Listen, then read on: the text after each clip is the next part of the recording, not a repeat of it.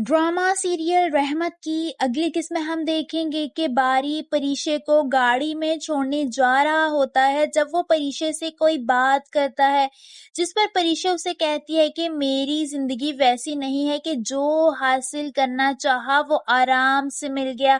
जिस पर बारी उसे समझाते हुए कहता है कि हर किसी की जिंदगी मुकम्मल नहीं होती, कोई ना कोई कमी हर एक की जिंदगी में होती है। उसकी बात सुनकर परीशे खामोश हो जाती है।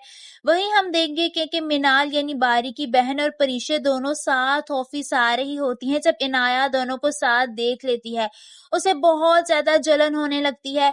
वो उन दोनों के पास जाकर मिनाल को गुस्से से कहती है कि इस लड़की की वजह से तुमने मेरी मंगनी खत्म करवाई है। मिनाल खामोश रहती है क्योंकि वो जानती है कि इनाया के मुंह लगना फजूल है।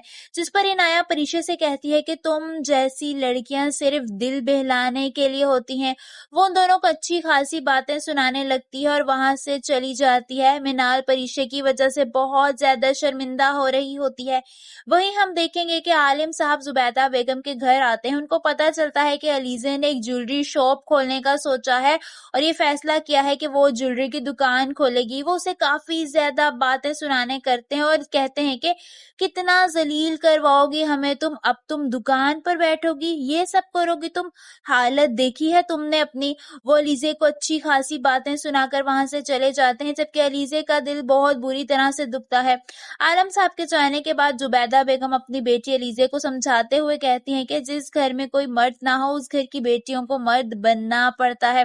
वहीं दूसरी तरफ हम देखेंगे कि आलम साहब का बड़ा बेटा काशिफ यानी उसके पास बहुत ज्यादा पैसे होते हैं। वो पैसे छुपा रहा होता है।